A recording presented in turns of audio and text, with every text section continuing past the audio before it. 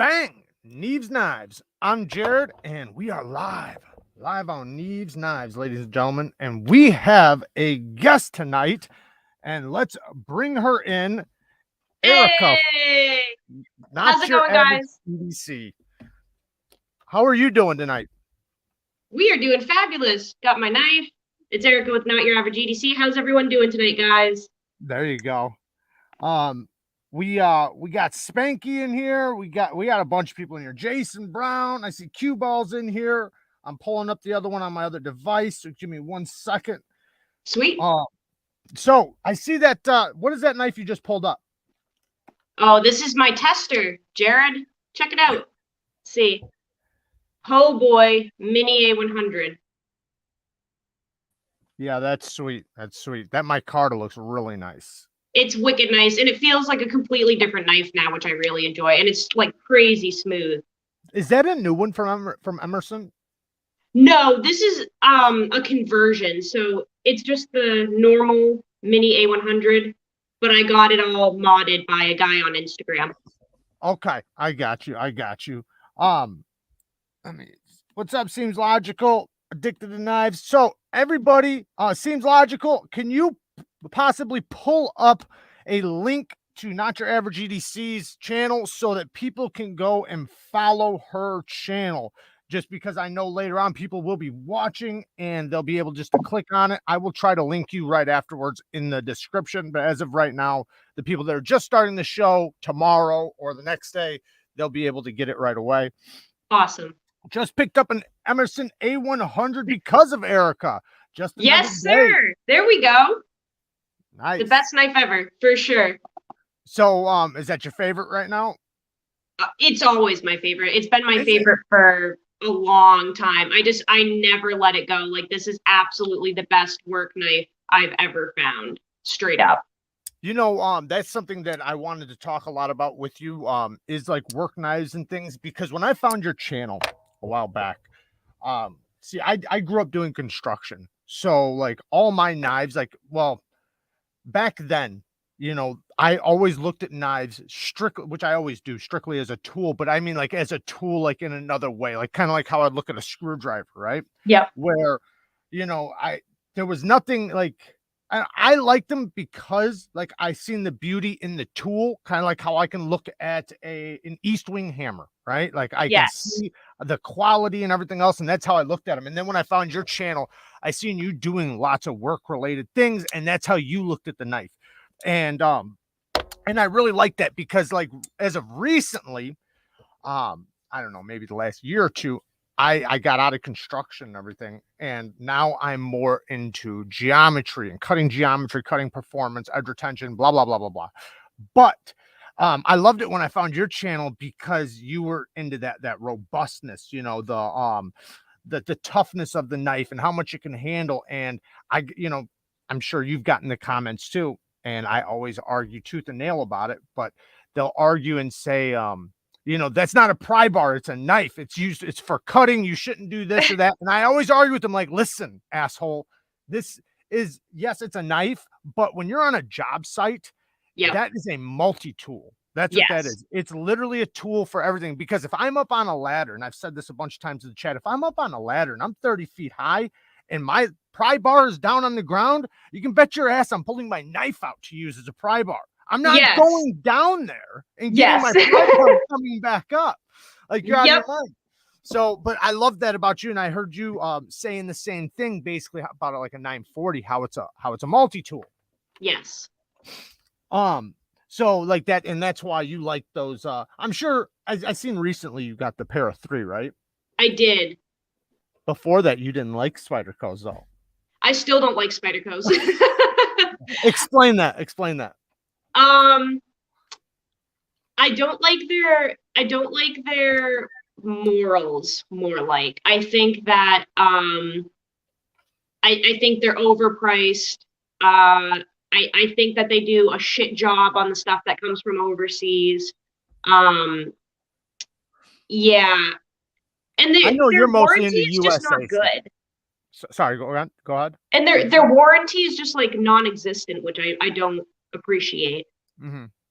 There's some overseas that have good warranties, and they you do have, there's so many companies, right, that there are only those select few that do stand by their product. And there are some overseas that do stand by their product, and they're really good, like really, really good. And they're Yep. very easy to contact. They'll take care of anything.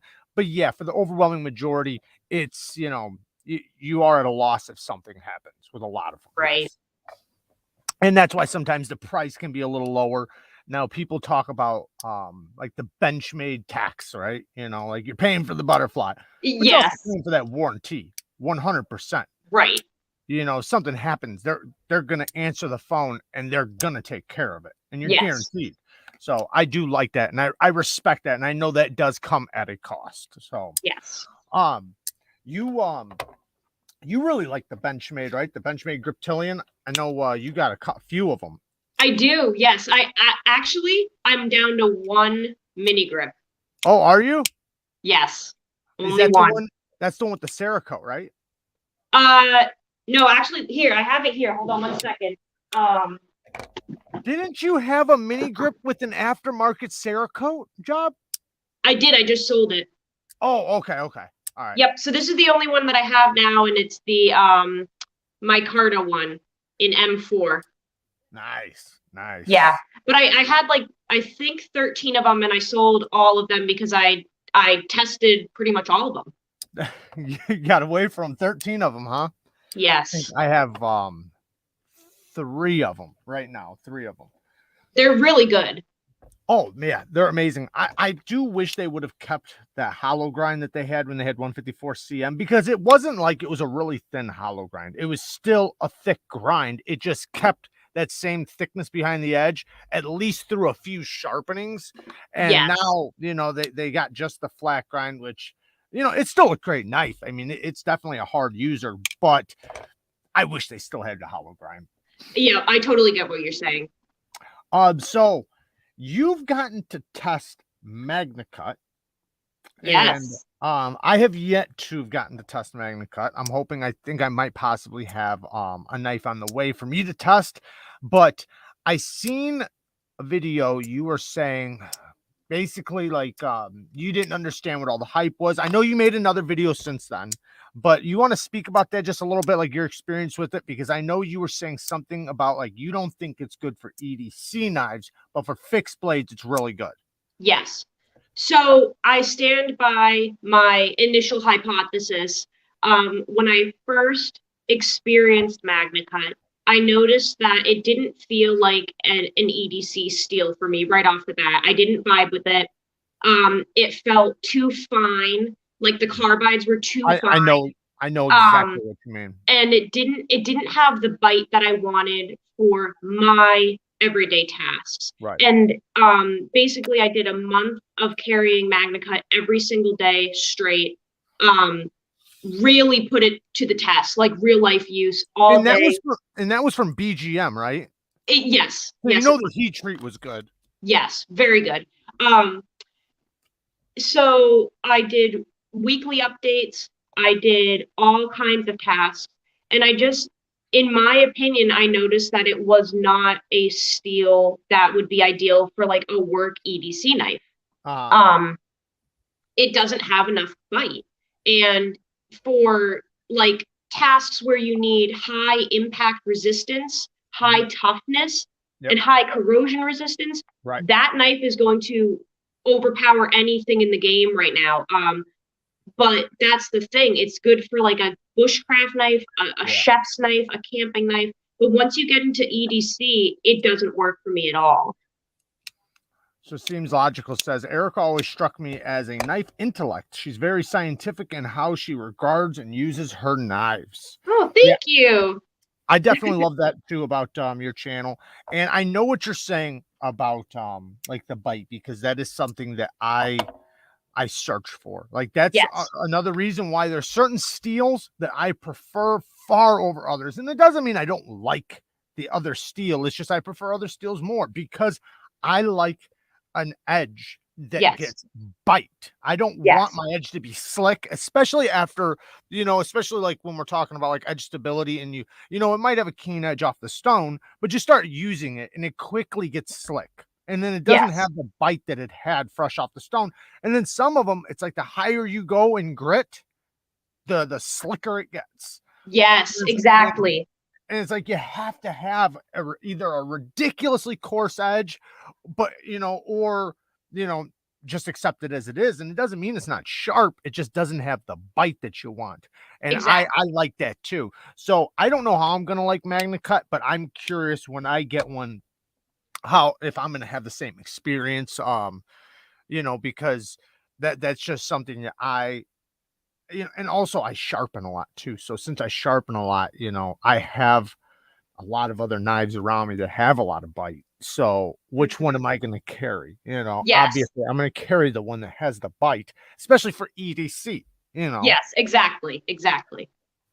because it might be something like where, like with a fixed blade, like you were saying, where you can get away with not having that bite because you might be doing straight down cuts or chopping and things like that. But with EDC, you're cutting, plastic straps and rope Yes.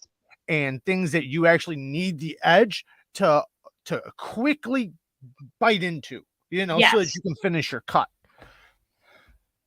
But yeah, I was surprised at that because like I said, I don't have really any expectation aside from what I've heard people say. But Yep. like you, I don't want to join the hype. Right. I want to get my own experience. And I've done that before with other steels where I listened to different people. So I had my expectations really high for something, and then I Yep. get it and I fucking hate it. And I almost try to convince myself that it's me at first, you're doing Yeah. something wrong or something like that. And then later on it comes out, it's like, no, I've dealt with it too many times. I don't fucking like it. It just doesn't work for me. Right. Like I've said that a lot about CPM 154. I don't like that steel because it gets so slick. Like 154 CM is another story. It actually gets bite at a medium grit. When you get to a really high grit, it gets a little slicker. But CPM 154, it's so fine grained that you don't get. It seems like when I'm at like 400 grit, it's like I'm at 1,000 grit on a Oh, stone. it's glassy. It's glassy, yeah, so Yes. glassy. Spanky. Thank you for the donation. He says, Erica, how important is prying ability over slice ability on your EDC? He says, I treat knives as cutting tools, but I've broken a tip or two. Thanks, Jared. Okay. He's asking what's more important to you, the slicing ability or prying ability? What's your take on the two, in a knife? I mean, that depends on the job, really. I currently, right now, I'm working on a farm where slicing ability is more important right now. Yeah. I'm processing a lot of produce, a lot of boxes, a lot of bags. So right now, for me, slicing makes more sense. However, over the summer, when I was testing, like the 940, for example, and I was in construction, prying was a huge Yeah. thing that I needed in my knife in particular, Absolutely. because like you said, when you're up on working on a house and you're up in the gutters or on the roof, there's no way you're getting your ass down there to No. grab your tool belt. Like you have what Right. you have on you, And and that's what's going to happen. Yeah. that's kind of it. So it Mhm. for me, I try to be logical about it and I change it like with my circumstances. So right now, slicey is my thing. Right. Yeah, and I noticed that too, like as you can call it, the seasons evolve or times change, whatever, you'll run into say like a few months where like say prying might be very important. So it might be very Yes. important for your EDC, and then maybe a couple months later your EDC kind of just changes and now you're straight into performance and cutting performance. But yeah, I've been up on a ladder where I've dropped my hammer and I've had to use my pry bar and my knife, Yes. as the tool. Yes. So, but I'm gonna just answer a couple questions and then I got a whole list. I always write down a bunch of things to talk about. Oh, that's to cue ball, not to us. Oh, Michael Emler. Hey, asshole. Love you. Love you back, Mike. Thank you. Um, but I know prying was one thing I wanted to talk about a little bit with you, because I know you had a video. What the hell did you call it? The trendy things in the community, right? And I know it was a little controversial. Oh, it and was. I'm going to play just a little bit of devil's advocate with you. So, you went with the little pry bars, and let me just say this really quick. The majority of the things you said, I 100% agree. So, but I'm going to play devil's advocate with you a little bit. Please do. Please do. So, like with the Hank thing, right? Let's just go with the Hanks to start it off, because that was the main thing I think you were trying to go with. So with the Hanks, I've always, since I was a kid, I grew up on the job site, literally grew up. My first memories are fucking bobcats and construction. But I always grew up with a bandana. I always had a bandana, whether it was in my back pocket, whatever, on my head. Like you get a lot of pictures of me. I got a bandana on my head growing up. So I've always had a bandana as like the handkerchief, or as like the Hank, right? But then, like as I got in the community, the Hank thing came out, and I agree, they're not the same as like that type of Hank. So like with me, what I would use them for, because I carry Hanks, I have them in my backpack and stuff. So I like specific ones, because you can get them in different materials. And I know what you're saying, because there's some that come in materials that are fucking useless. Right. Useless. Like they're both sides of the same material, and they don't work for anything. They don't absorb. Right. It's just useless. Like they're just for pictures. But there are some you can get, like the ones I like right now are the ones with microfiber on one side, because I use those for wiping my blades, and then I use it for my lenses because I do camera stuff now, because I'm doing YouTube. So I use it for cameras, lenses, maybe glasses, things like that. But then also I use it for, like, if I need grip on something wet, like if it's rainy or cold, if I need something that I need to grab something nice and cold, like that's frozen, because I'm in the Chicago area. It gets fucking cold in the winter. Oh, so right. I can use that to cover it, or something really hot, something, just stuff like that. I'll use it as like a cushion, or a barrier in between my hands. So but I know what you're saying though, like with the Hanks. And for everybody who doesn't know, like, you want to like kind of give them your gist of the Hank thing really quick. Oh boy. One second. One second. Sorry.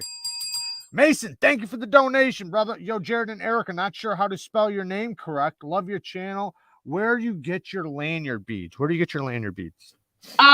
From two places mostly. Grumpy's EDC. Have you ever heard of Tony from Florida? I'm not sure. I think I've seen him on Instagram. He makes the really nice machine ones. I have one right here. He makes the ones that are these. Oh, okay. So he does a lot of they're supposed to look like Reaper muzzles and AK parts and all of this cool stuff.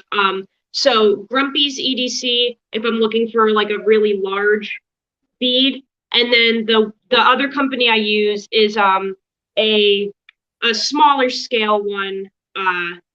These kind of like cheaper beads. In here or something? I see people saying "What's up" at Grumpy Grunt. I see. Oh, your audio cut out when you said that, Jared. Sorry. Can you hear me now? I can. Okay. I'm not sure. Is he in here or something? Because I see people waving and saying hi to Grumpy. Oh. Maybe he's in here, because I see like a bunch of people are saying it. What's up, weird. Grumpy Grunt? I see Richie B's in here. Shout out to Richie B and Lindy Lou, Knife Modders. Go and get your knife modding done by them. Maybe he's in here. I'm not positive. I think he might be. But anyways, maybe. Go ahead. Continue what you were saying. Yeah, so just for like cheaper options, I use the guy that makes these. His name is Frank, and his company is Z and C Metalworks. So like the letter Z and the letter C Metalworks. Here he is, right here. Grumpy Grunt. Shout out to Grumpy Grunt. Go and check out his channel. I don't know if somebody can possibly link it in the chat. Shout out to Grumpy Grunt. And John Evans, thank you. Love all of you. Thanks, Jared and Erica. A few hours left to enter Knives Lives 2021. Yes, guys, you don't have much longer to go and enter that. If you guys want to enter into that giveaway, tons of stuff, man. Tons of stuff are being given away. Go and support. Even if you don't care about the giveaway, just go and donate and support your knife rights. It's definitely very, very important. Yeah, thank you, John Evans. I appreciate it. So what the hell were we talking about right before that? We were talking, oh yeah, Hanks. the Hanks, the fucking Hanks. Go ahead. Okay. So what was your question in regard to Hanks? So, like, I know you were basically saying like that they're fucking useless. They're for pictures. Right? Yeah. And a real Hank is basically like kind of like the bandana ones, the real cotton ones, the ones that actually absorb, because there's two different kinds of Yes. bandanas. There's those really cheap ones, the ones that don't really absorb anything. They're basically just for your head, you know. Yep. That's basically. But then there's the cotton ones that actually absorb. Right. That to me, those are the ones that work really good. But yeah, you don't agree with those. But then you had a couple other things that you didn't agree with either. What were the other things in that video? So, well, basically with the Hanks, I feel like there's a lot of useful tools that we have access to and useful pieces of gear, but the moment that they come into the scene, it's like, what can we make trendy? And then all of this like bullshit stuff comes out, and now we have these Hanks that literally are like, I have some that feel like they're almost laminated. They're so Those are the kinds I was talking about. They don't work. They feel like they're painted almost. Yeah. They're just fucking useless. And like they're pretty, but they're useless. And it just I think there's just a lot of tools that come into play that aren't really useful at all, but they're just trendy and people say that they're great when they're not. Well, you were also talking about the mini pry bars. Yes. That's one of my biggest pet peeves. Yeah. So I would say, like, with the mini pry bars, because I completely agree. Like, when I use a pry bar on a job, it's a real pry bar. You know, even if it's the mini pry bar, it's a mini real pry bar though. Yes. And you did call something out on that pry bar that I 100% agree, which was the nail puller. It's the fork. Yeah. How the fuck are you pulling anything with that? You're not. That's the point. With that? I thought it was so funny because you can imagine the little tiny tack that you still couldn't get with it. Right. Yeah. It's just useless. It's just ridiculous. Yeah. The little forked nail puller thing is laughable. The closest thing I've found to that I have used is the pry bar that I'm testing right now, which is the CountyCom Ouija bar. So this is like a 4-inch pry bar. Yeah, that's cool. That actually you could use. And that's what I meant by the mini pry bars, like size like that. Like, right. That's what I used to use in my pouch, was the mini pry bars and a big one. But, for the mini this one's like 4 inches long. It does have the fork, and I have tried to use it. And literally the only thing that you can pull with it is tacks. But it's like, how many tacks do you have to pull out of a wall in a day? Seriously, I'd rather just have the straight edge and be able to scrape with that. I agree. Yeah, that's what I like with my mini pry bars. So like the job I'm doing now, I'm working at a distillery, and there's times where like we run into a situation where we gotta pull like 1,000 stickers, like not like 10 or 20, like literally thousands of stickers. So like that'll be a time like where I'd bring my little mini pry bar, but I don't want the forks. Right. I want a straight edge, because, and I'm not like scraping it. I'm just trying to get the corner up so I can get it and get as much as I can. But then there might be a little bit to clean up, you know, but it works great for stuff like that. So like, that's a time when, and I would use an edge, but the thing is I'm doing it on glass. So it would destroy, and I have, trust me, I have many times, like when I don't have my mini pry bar, I'm destroying my edge using my knife. Right. So the next day I bring my pry bar. But that's where like a situation where it worked out really good, a little mini pry bar. And then there are times like where at work where like I'm just peeling or popping something, and a little pry bar does work out. But in the same breath, I could use my knife for that same thing too. Right. But for the most part, though, yeah, a lot of those some of them are good. The mini pry bars, some of them are good, but yeah, some of them are just kind of pocket ornaments. Yes, exactly. You know, kind of like the one you were showing. I remember you brought it up. You said if I try to pry this under anything, because it had a bottle opener on it too, you're like, I'm gonna hit the bottle opener. Yeah, literally. Yeah, the Lynch ones, those are the ones that are poorly designed, in my opinion. Seems logical. Says, yeah, you could use your kukri as a shovel too if you don't care about the edge too much. Fair. Jay Friedman says, out of all the major tool companies, DeWalt actually made a decent 10-inch medium duty pry bar. Nice, nice. Yeah, I like so for my mini pry bar, because I always had, obviously a full size pry bar, but then the mini pry bar I would use even more. I mean, I guess it depended on the job site, but especially for like I guess just light duty stuff, but those little pry bars, they can take a lot. They can take a lot of shit. Yeah.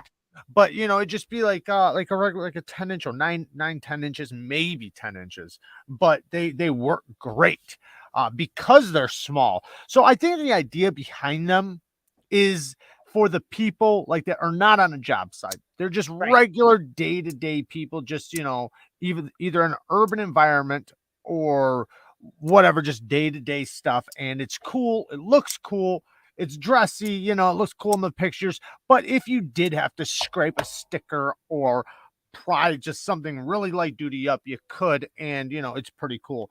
What's up, Cue Ball? Oh, he's saying hi to Jared, somebody else, I think. Probably. All right, so BGM knives. You've been through a lot of BGM knives. I have a lot of them. I got one right here that's actually in for sharpening. Yes, I saw that on your channel the other day, the Bowie.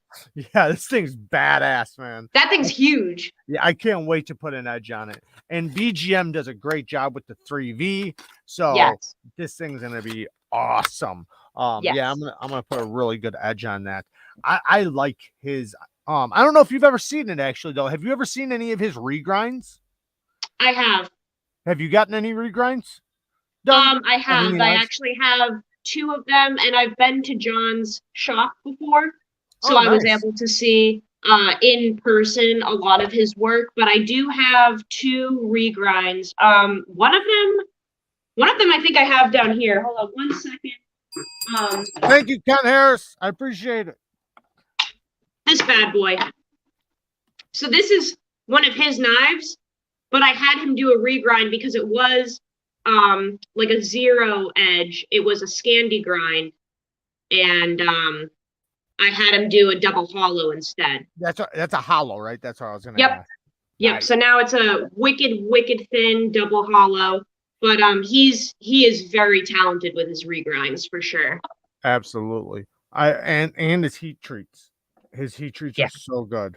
When I first got to test one of his knives, one of his fixed blade customs, as soon as it hit the stone and I went to sharpen it, I could feel the heat treat difference, from a production knife to his, like just a complete difference. And you were actually speaking on this in a video. I think it was about the MagnaCut, but you were talking about how you went to sharpen it with, I think, an oil stone or something. And you said it just just couldn't do the work, until you used, you said you used what the hell was it? A Falkneven stone or something? Yes. Diamond, I had to use diamond stones for the MagnaCut. Yeah, what you said that was a diamond ceramic stone or something, right? Yes. Yeah, I've never seen one of those, so I was actually kind of curious about that stone. But yeah, I noticed like when I was sharpening his heat treats, like you can feel how hard the steel is, how good it is. It sharpens up so good, and you can get the edge to really get to that level of sharpness and bite that you want, because its edge stability is so good. You can really stretch it out to get that nice fine apex. I really like that about his heat treats. Yes.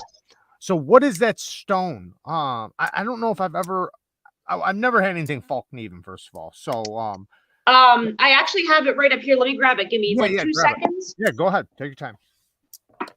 Thank you guys for the donations, man. I appreciate the donations so much. And I meant to read your comment, bud. Let me read it right now. Ken Harris says that I think that's Archie. Archie Edge looks like money. Thank you, Ken Harris. I appreciate the donation, man. Okay, so here it is. It's a double-sided stone. So this is the diamond side, and this is a. Gotcha. And Lost you for a I second. actually really like it. It works really well. I've noticed that the ceramic side, you're not going to be able to burr up again on really hard steels. Right. Like the MagnaCut, I was able to go from like I think it was a 320 grit DMT to this, and I was able to burr again on this. And then when I flipped it onto the ceramic side, all it was really doing was polishing away the scratch pattern. You're not going to burr again, but you will get a really fine polish on whatever scratch pattern you had just previously made. Yeah. I like using the ceramics a lot of times sometimes I like to use them to deburr, after I've got a burr, especially like on a coarse edge. I can use the ceramic because it's so hard, it'll snag the burr. And I don't have to worry about, polishing off my scratch pattern. It'll just help get rid of it. Or I tend to use it sometimes for if I really want to lay back my edge angle, I can get a micro bevel with a ceramic really quick. Yes. Just hit it a couple times. Aiden, thank you for the donation. Got a Stein grabber in Rex 121. It's 70 to 71 HRC. Holy shit, man. That's insane. That is insane. You're sharpening glass. Cubo, thank you for the 5 bones. Hey, Jared and Erica. Jared, I must have half fall asleep to put the Towser K clip on the wrong side, and the TS 234 is not broken. It's that bad, man. He sent me a box of knives, and I actually got the second part of it going up tomorrow. But the one knife he sent, he's saying it's just that bad. When I went to open it, like it almost feels like a slip joint or something, but it's not supposed to be. It's supposed to have action like that, and it's just so gritty. And I'm gonna try to work it out. But then he also sent me another knife. Where we put the clip on the wrong side. I was thinking, is cue ball a lefty? What is going on? But no, thank you, man. I appreciate you sending the knives, man. Thank you so much.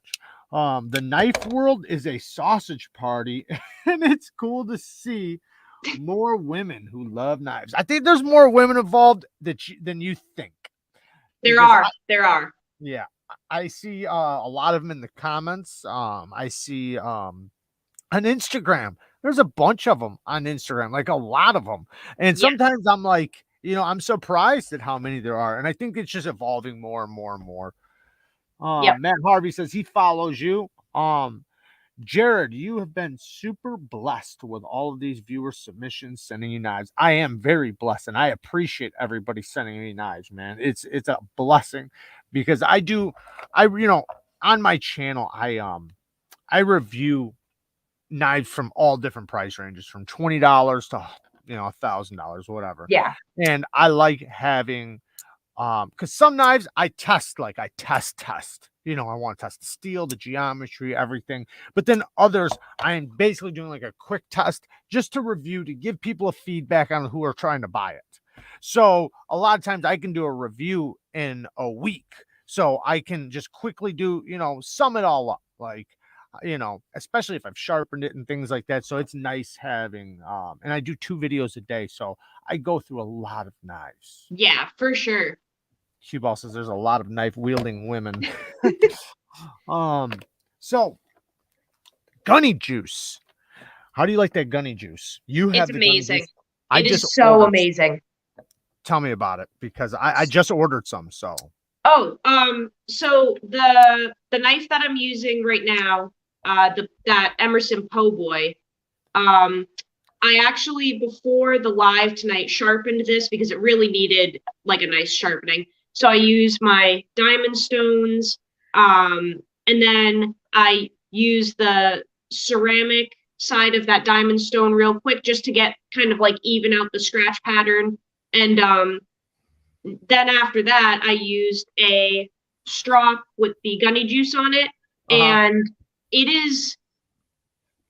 it's really interesting because you put it on as a liquid, but then it dries and it has grit to it. How long does it take to dry? How long does it take to dry? Oh, only a few seconds. Oh, it's that quick, really?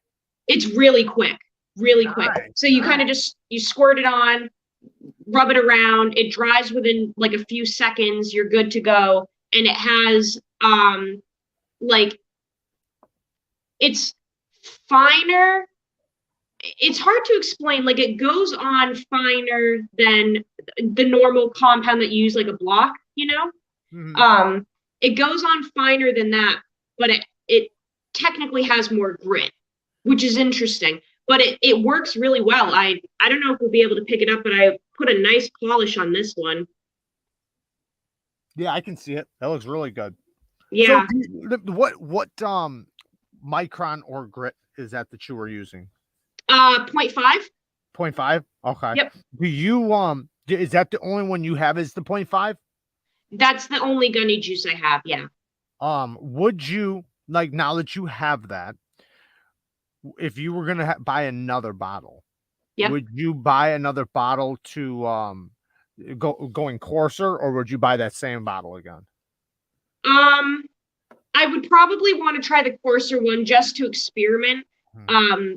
But I really do like the 0.5 because it's really interesting. You can do just a few strokes if you want to keep like a more toothy edge. But I just for fun and testing purposes, I ran this one. I probably did like, 30 passes. Yeah. And it just polished up like crazy. Wicked reflective. Wow. Douglas, thank you for the donation. First down payment on my knife sharpening training course. You bet, brother. You bet.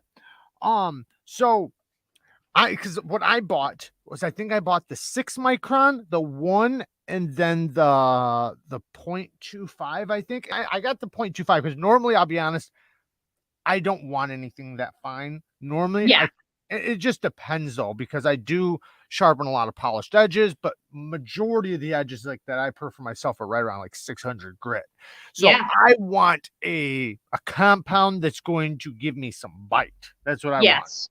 But there are times where, depending on the steel and everything, I might be able to keep a really strong bite with a polish. And in that case, then I might want more of a polishing compound, something that's not going to scratch the polish, but it'll still keep it nice and nippy, Yes. So I was curious, because I've never used it. So I ordered some, and I didn't know, like, because every compound's a little different. Like, I got some Veneve compound that's a diamond compound, but it's a paste, and it comes in like a syringe, and you put it on, and you got to let it dry though. Like, it's not like that gunny juice, like you said, like you have to let it sit for a couple days sometimes. That's why you want to do it nice and thin so that it dries faster. Otherwise, it'll never dry. And every time you use it, well, it's not like it'll never, but it'll just take so long that every time you go to use it, it's like you'll look at your knife and it'll just have like paste all over it. So you put a really like as thin as you can layer on your leather, and then let it dry for like 24 hours or something. But then it's really good. And they have stuff that's so coarse, it's almost like a diamond stone. Like, I mean, he's got some stuff, like literally you can take an edge and and strop, and it'll look like you resharpened it. Like, it's that aggressive. That's crazy. Yeah, but it's just the diamonds are so big in that stuff. So, like, depending on which one you get, because he has it all by micron, and that stuff, Veneve, is from Russia. So they use a completely different system than we do for grit. They use an F rating, which it's like, and if you think it's the same, like I remember a long time ago, I fell into that where I didn't get it at all. Like, I didn't understand the number ratings. So I didn't understand. So I wound up I just go with the micron rating, and I just transfer it over on Google, to grit. Yeah. But when you do the F rating, so like 1200 is like 5,000 grit. So Yeah, so if you think like seeing the 1200, it's not a 1200 grit stone. It's like F1200 or something, but that's a 5000 grit stone. So it's very easy to get confused with that stuff because it's Russia.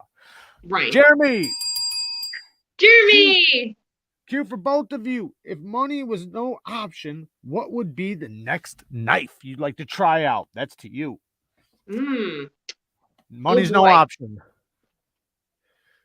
You go first. Fuck. I'm the worst person, man. I don't know. I would probably, if money was literally no option, I think I would want to go all out and get like a Sharp by Designs or something, because at that point, I'm not thinking about a tool. I'm thinking about what is something like crazy I could get. And Sharp by Designs, Brian Doe, he does some of the best custom work, best work you can find in the U.S. That's probably arguable, but I think most people would, if you ask who is the best of the best, I think most people would say Brian Nadeau. So Hmm. that's probably where I would go, just because money's no option. Go ahead. Okay. Okay, so I know what mine will be, but we're gonna start a little fire here. Um, so I believed it's pronounced Weir Knives, Okay. Wehr. Uh-huh. Do you know that guy, Matt, that makes custom knives? I don't know him personally, but I know who you're talking about. Okay, so I would love to try one of his because they're like, I feel like the bidding for those starts at like at least $1,200 each Mhm. time. And he posted a video about 2 months ago of a knife that he did. And I noticed in the video the back spacer was not flush with the rest of the knife. Uh-huh. And that caught my eye. And then I realized I've never actually seen one of his knives used before, ever. I've never seen one with like actual use and wear. So I would Mhm. love to try one of those if I had like $1,200 to spare, Right. because I've never seen one used. And I actually messaged him one day and I said, "Have you ever seen anyone use your knives? Because I don't, I think they just buy them to look Anybody at." ever even used your shit, man? Seriously, like, do you ever? And he's like, I mean, I figure people use it. I'm like, well, one day I'm gonna get one of your knives and I'm actually going to use it and see if they're as good as you think they are. I'm gonna see if I can. I'm gonna pull. Do you know what his Instagram is, by the way? Weird knives. It's just WHIER. Is that what it is? WEHR Oh, shit. period knives. WEHR.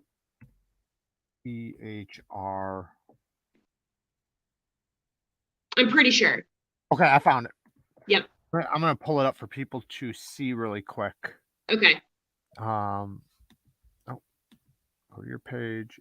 No, I want your actual page. Got it. All right. I'm gonna show everybody this. Let me hit this donation really quick. Thank you, Aiden. You want to play with that SM100 Stinger Neeves? Man, I play with everything, man.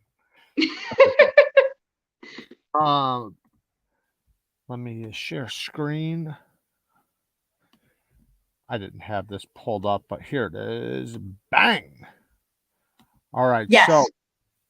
we got so out of this here, let me just pull it up really quick. Okay, so out of these ones right here, I think they're all the same, it's just different finishes. Which Those one are would his you production ones. those are the production ones? Yes. Okay. Well, which one? Just so people can get like a little idea of your taste. Which one would you go with? Green micarta. The green. Yep. It's kind of weird. Like with me, I think looking at it, the brown micarta looks better, but it seems like always in hand, I wind up liking the green better. Yep. And I found that like so many times, like where I wind up getting one of the micartas, and then I always wish right afterwards, like, man, I wish I would have got the other one. Oh, it's so nice. It looks very nice. Let me pull this out. Okay, so these are the productions. Oh, here now we got some customs. So Yes. which custom? You know what? I think my buddy Ryan has one of his knives or had one of his knives. I might have flicked one open one time. So Really? Would you go with yeah, he's all his knives are custom. I did a video with him. He's only a custom knife buyer. That's basically his whole collection is all custom knives. And yeah, he's got some of the most insane knives I've ever seen. So would you go with one with a hole or a thumb stud? So see that one that has the like gold pivot ring in the micarta, Yep. that I would love to try that one and beat the shit out of it. And just beat the fuck out of it, right? Yes. Yes. Send him some pictures after. Yep. And now somebody's used your damn knife. Right. Yeah, no, that's beautiful. That is beautiful. It is. Oh man. Can you imagine all the people? Like, as I've been there where somebody has sent me a knife and it's like a custom, but they've told me use it, right? Use it. You can use it, you can test it, you can sharpen it, and I will. And then I'll have people in the comments that have dreamed about getting that knife their whole life. Oh Just dreamed no. about touching it. And they're like, you asshole. Yeah, I've always wanted to touch one, and you get to beat the shit out of one. Yep. And you feel bad because it's like, you know, somebody just sends you a knife just to beat the hell out of.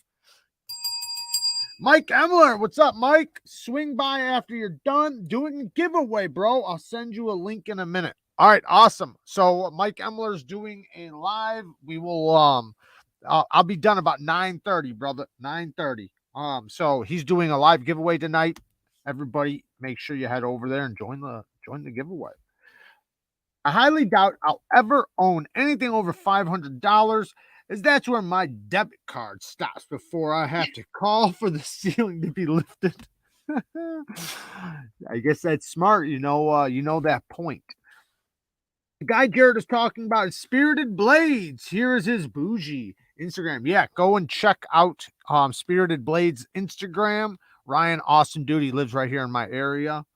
Yes, cool. thank you, Cue Ball. Hit the like button. Hit the like button.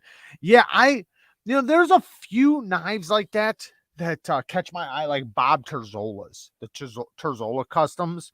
Yeah. They catch my eye. And similar to kind of like because I noticed a lot of the things that you like about knives, I do too. Like say certain types of blade shapes, like the type like the spear point blades where you don't want the tip higher than the center of the pivot, neutral ergos, things like that. Like that's all what I look in a knife. I love that about knives, And Yeah. so there's certain things I look for in a knife that when I see it, it catches my eye. And like Bob Terzola's, he's got those straightforward designs where I don't have one. I mean, I got a drop version, but I've tried some of his customs. And he's the one who made tactical knives. He's the one who coined the term tactical knives, but real tactical knives, right?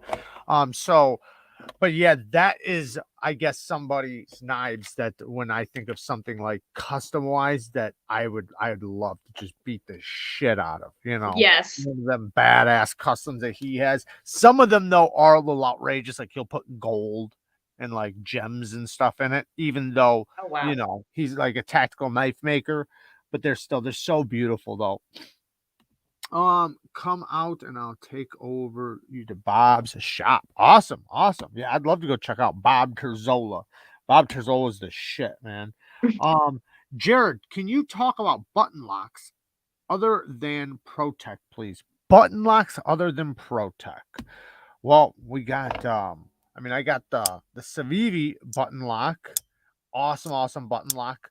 But I was talking about it actually with Cue Ball. The one problem with a lot, not all, but a lot of button locks, aside from like ProTech, which there you go. I already mentioned ProTech. They wind up getting blade rock because they don't get the geometry of the plunge down. Have you ever tried a button lock before? Yes. What do you think about button locks? How do you like I them? hate them. You hate them because Yeah. they're not tough enough, right? Yeah, and I'm just not a knife fidgeter. I never play with my knives ever. I could see that. See, I like to fidget with my knives, but as much as I like to fidget with the knife, none of that matters to me if Right. it's not a tool first. Like, and that's where I not run into anything, but like with other channels, when they recommend a knife, I'll wind up getting it, and it's only a fidget toy to me. Like Right. that's it. So then I will never carry it. It's useless to me because I don't care about the fidget factor if it's Yep. not a good tool first. Right. So, but I like a good action, like even like, and I've spoke about this a lot too, where because I've been in bad situations, on the job site where I needed my knife and this hand is busy. So I can't put this, whatever it is, down. So I need my knife. So I want to, and somebody asked me in the comments one time, like, why would you ever need to use a knife one handed? And it's like, are you kidding me? Like, that doesn't even make sense Most to of the me. time. Most of the time, right? So, and I want to be able to, because if I'm doing something with this hand, I want to be able to get my knife out, do the cut or whatever I need to do, and get it back closed fast and then back into the pocket. Now I can go back with this hand, or I might even want to just close it so that now I can use this hand. Yes. Especially if you're doing multiple things. Like there's sometimes at work I'm doing that where I close my knife and I just hold it and I'm doing something, but then I'll flip it open, use it, but then I want it back. And that has to do with fidget factor to me. Yeah. So in those regards, like that's where it benefits me. And I Yeah. know not for everybody, but yeah, I guess but you don't give a shit about fidget factor. No. um, I hate that word. do you really? I do. I can see why people would. I know I've heard other knife makers, talk shit about the term. But, to me, I look at it first like that. I think, yes, I like to fidget with knives, I do, but I first think about like with fidget factor, the ease of opening and closing like with my hands like while I'm working. That's where like I think I enjoy it the most. Yeah. But obviously I like to fucking fidget with knives. I don't Right. mind fidgeting with knives. I know you don't like it. So um I think we kind of already talked about that. But so I you got that Spyderco, right? And I know you don't like Spydercos, but yours is an S35, right? S35 EM. Yes. The one that I tested recently was the S35. What's your thoughts between S30 and S35? Well, it depends on the manufacturer for sure, because, for example, like Benchmade's S30V, in my opinion, is comparable to Spyderco's S35. They're both done very well, in my opinion. They're both thin and slicey and bitey, and they keep a good edge for a long time. But if you were to compare like Chris Reeve S35 to Spyderco S35, then it depends on the maker, because I'll pick Spyderco's S35 over Chris Reeve S35 any day. Mhm. But it just depends on the maker, because like I didn't notice like a massive difference between the S30 that I've used and the S35 from Spyderco that I've From used. Spyderco, okay. Specifically from Spyderco, because what Yes. I noticed specifically between S30 and S35, let me just read this comment really quick. Thank you, Double Lodge. Enjoyed the channel. Sure, if you have done a video on refinishing blades, but it would be cool to see any tips on getting out different scratches. I would say love the scratches, but if you really want to get them out, you can do an etching and a stone wash. That'd probably be the best way. But you Yeah. can refinish your blade with you can do it with a stone, you can do it with sandpaper. I did do a video on refinishing one with a diamond plate before, and I've done videos on etching and stone washing. That's what I would recommend though, is just etching and stone washing. It'd be the easiest way for you to do it.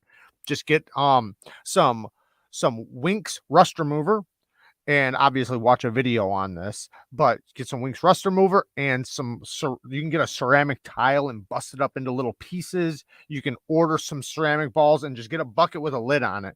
After you're done etching it, throw it in that bucket with some water, some soap, and then shake it up really good. And you can do it right at home. It's real easy. Or you can just send it out to get, redone. But S30 and S35, I noticed my biggest thing with it, and you're right. There's a huge difference on companies. Like some companies do it better than others. Like I know what you're saying. Like Chris Reeves, his to me is a little soft. But Yes. my biggest thing, I like S30V more personally. I'd rather have S30V. And I say that because of the same thing we were talking about before with the bite. I Yep. find that most S35, when I get over 12, or over 1,000 grit, really, actually even over 600 to 800 grit, once they get over that, it's like the bite just starts dropping. Now, Yes. up to 600 grit, I love it. I love it. And, so I always keep my S35 600 grit or less. But Yep. if I want to go higher, I don't on S35. But on like S30V, I can, and I can get that edge and that bite to have more bite, I guess. Yes. S35 does great, like I said, at like 600 grit, but S30V to me, it has more bite. I love the bite that it gets. Even with a polish, I can get it with a lot of bite. Where Yep. S35, I can like just start running fingers down it because it's so slick. But you're right though, the heat treat is a huge thing, and I have found some that do good, that do better, I guess. I don't know, good, but better than others. But the majority, I find, just winds up getting slick. So I'd rather just have S30V. But some Yep. people, I know some people, have ran into, and I think this runs into the same argument with heat treat and everything. Some people say that they ran into chipping problems with S30V. I personally don't. I don't have no problems. Do you have any problems with chipping? No, never, never, Never, right? Never. Me never. neither. Me neither. So would you, if you were gonna have to choose one or the other, which one would you choose? S30, like you, for sure. Yeah. Yeah. Seems logical says, hey Jared and Erica, have either of you tried to sharpen a seatbelt cutter yet? I know some knives come with seatbelt cutters on the back end, and I don't know how the hell you're supposed to sharpen it. One of those tiny rods, maybe, right? Yeah. Yeah, you get a little diamond one or a ceramic one. Most of those are made to. This is why I always say, like, if you have a knife with a seatbelt cutter, don't fucking use it. Don't use it, Yeah. because when you need to use it, you're gonna wish you never did before. Right. You want it sharp. The one time when you need it, you want that bitch sharp. Yeah. But if you start using it, those usually it's simple steel. It's gonna go dull as soon as you start using it. Now, yeah, I'm sure there are some good ones out there, but yeah, it's difficult, man. It's difficult. You'd want, I guess, yeah, like you said, ceramic rod or a diamond rod and a ceramic rod, maybe. But yeah, that would be difficult to sharpen, especially if it's like one of those cheap knives, like I don't know, like a Milwaukee knife, with one on the Yeah. back, and that would be almost impossible. What other EDC items are part of your arsenal that are a must-have that you carry every day? I notice you carry the EDC organizer on your I belt. do. I do Yeah. too. I do too. Go ahead. Definitely a multi-tool. All right. So What is that? Which one is that? this is the Victorinox Spirit X. Definitely superior to Leatherman for sure. Really? Oh, for sure. No shit. I was just about to say Leatherman's the best, but Victorinox, what'd you call it? Victorinox what? So this is just the Spirit X. Spirit X. Okay. Yep. Maybe somebody in the chat can throw that in the comments to link for people. The Spirit X. Okay, go ahead. Yeah, so that one, this is like way better. I ran a Leatherman wave for about 10 years straight. And the moment I started using this, I was like, goodbye, Leatherman. Like, this is absolutely better. What do you like more about it? What is it? So it's more refined. Okay. Leathermans tend to be pretty clunky and kind of like overbuilt, in my opinion. Mm-hmm. This one is really sleek and slim, extremely strong.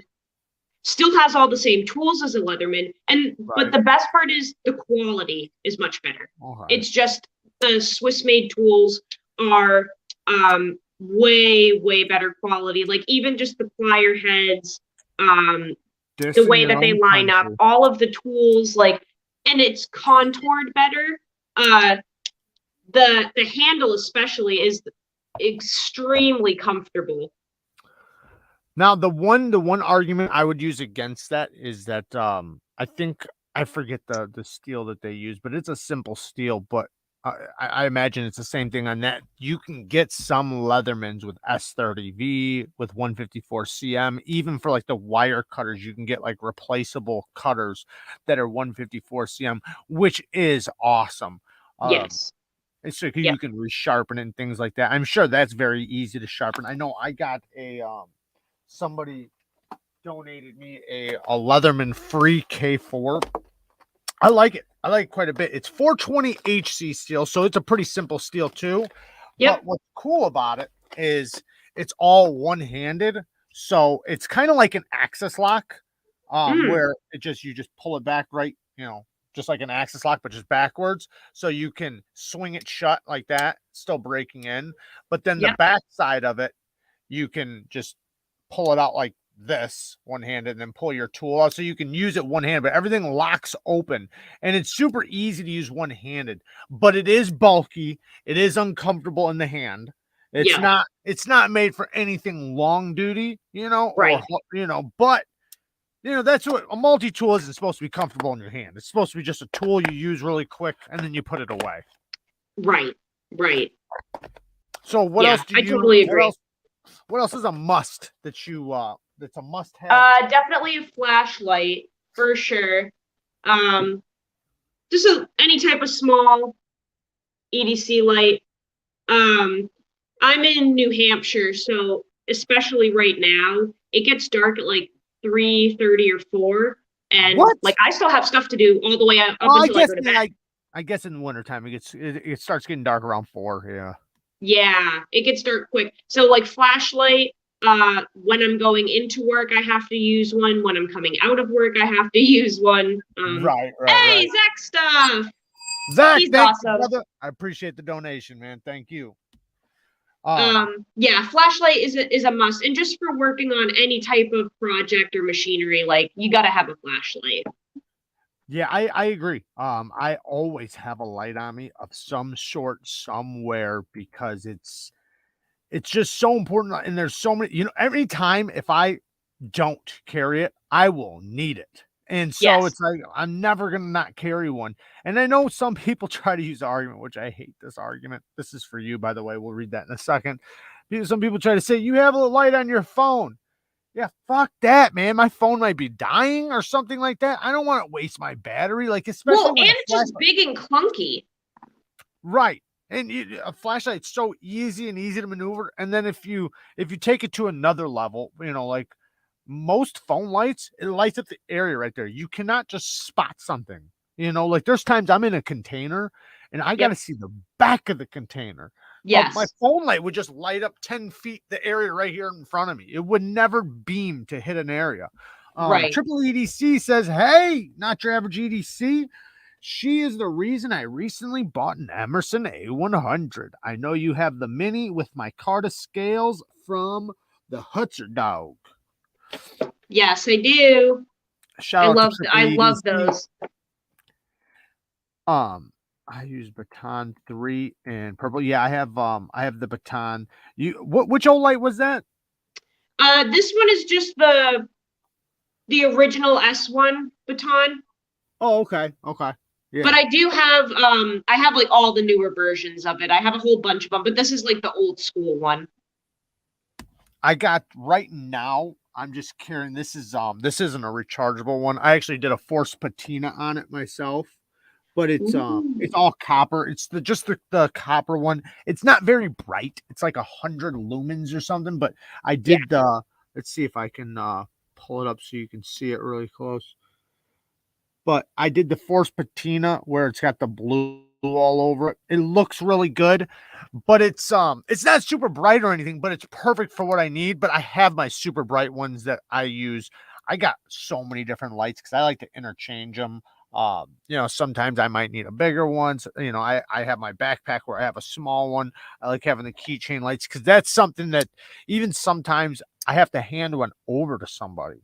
Yes. And I like being able to do that. I like being able to say, to have my light on me and then be like, here, if you need it, here's a light, wherever they're going, into a corner that's dark or whatever. So what, is that your only EDC light as of right now? Yeah, this is the one that I'm carrying for December. I have a whole bunch of lights, but this is the one that I'm gonna run until January because I just like to test everything for a month. I feel like it gives me a really good idea of how it will work for who knows how long. But like using something for 30 days straight every single day definitely gives me a good idea. So yeah, For this is sure. the only one I'm running right now. For sure. Yeah, 30 days is that's a good time frame to know everything you need to know. I think Yeah, you should know just about everything, unless if you're not using it. But if as long as right. you're using it, you're gonna get a good idea of how good it works. There's times where like I'm testing a knife and I have everything done in a week because I've Yeah, been using it so damn much. Like there's yeah, nothing more I'm gonna get out of it. Like knowing wise, right? Like I know I've sharpened it, I've done this, I've done that. Like there's nothing else I can get out of it that I'm not gonna be able to say right now. right. So so so what else do you carry, I guess, on your person every day as an EDC? You got the light, the blade, the multi-tool. Is there anything else, or is that's your normal EDC? Uh, the only other thing is like a wallet, obviously. Who Um, makes that one? what was that? Who makes that one? That was That pretty one is cool looking. from Ryan at Failsafe Goods. Okay, Yeah, very cool. he does really, really good work. Who's your organizer by? That one's from Tale of Knives. Tail of Knives, man. I gotta get that one. I want to get that one. I got Real Man, Real Leather, but Yep, I know it's not as good a quality as Tale of Knives, and I'm gonna get a Tale of Knives one. I'm 100. I'm gonna get the same one I already got, but yep. just from Tale of Knives, because It's man, that's literally one of the most beautiful pieces I've ever had. And like even the packaging it comes in, like really they just go above and beyond. It's the nicest leather work other than Ryan's, like it's just fantastic.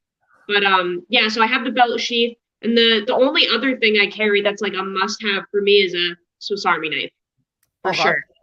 Nice, nice. Yeah. Um, so your EDC organizer, you carry that every day, no matter what, right? Yes. How long have you had that particular one?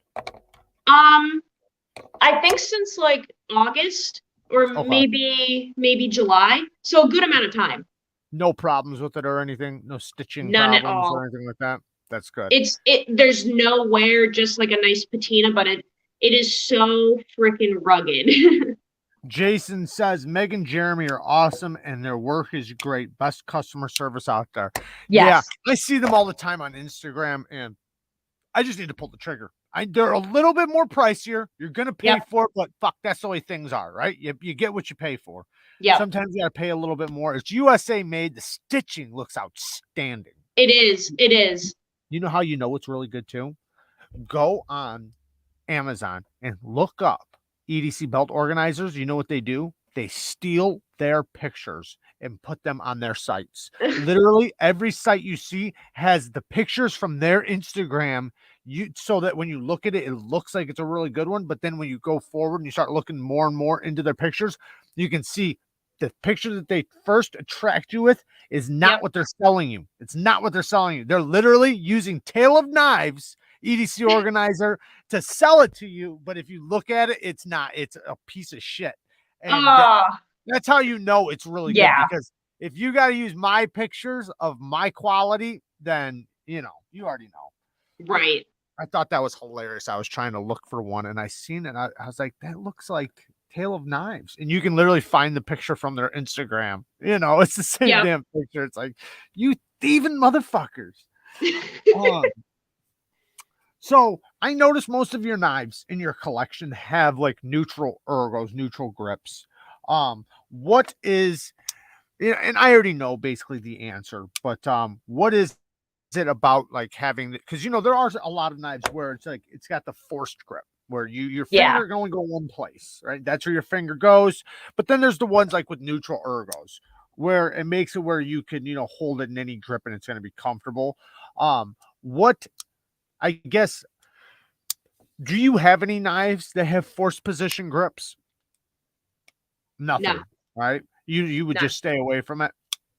Yeah, so I had one, and it was the Chris Reeves small and cozy, the one with the grooves up front. Yep. That was the only one I had. I just sold that actually. So all of my knives, they just don't have any ergonomics at all because I can't. Like it, probably my favorite grip on a knife would be like this. Okay. That's what I'm doing most of the time. So like Yeah. I really don't want anything in the way in this area, you Yeah. know? Like Yep. it's uncomfortable. So if as long as I can do this, Yep. that's what I want. I know exactly what you mean, and that's why in my reviews, in my full reviews, I always show that. So I always show slicing and cutting, but then I always show what I call utility cuts, and it's basically Yes. just how well, because like we were talking about before, I like a tip that's at least center with the pivot or below, you Yes. know, so that when I'm doing a utility cut or cutting something open, I don't have to raise my arm all the way up and then lose all the leverage because, you know, the Right. lower it is, the more leverage you have. Yep. So I think that's so important to be able to have even a pinch grip, you know, just a good pinch grip to where you can get to the tip. But that's also why I don't like Persian blades or, you know, those type of blades. Is there any type of unique blade shape besides like the spear points and drop points that you find interesting or useful? Yes. I have one down here. Where are you? So the only other one that I've really found that I like aside from like a typical spear point or clip point is like some type of Bowie shape like this. Okay. I really actually like that. The tip, it's almost centered, but it's super useful for like picking splinters, picking knots out of things. I really like these. Subscribe to Breeze's channel so you guys can sing together. Uh, I'm gonna show you a blade shape really quick that I think, I mean, I don't know how it would work for you. Oh, here's my little Terzola. But and I know right off the bat you're gonna look at it and be like, yeah, no, right? I know you're gonna be like that. But and I was the same way, but after getting it, I tested the shit out of it, and it was so good for so many things. But right here, this thing. ah! And the reason why is one, like we were just talking about the utility cuts, it's always Yep. aiming down at everything. Now, when I go to cut a strap, look how it's aiming. It's aiming towards me, so the rope never slips up and around the blade. Like you can just snag ropes and just pop them like nothing.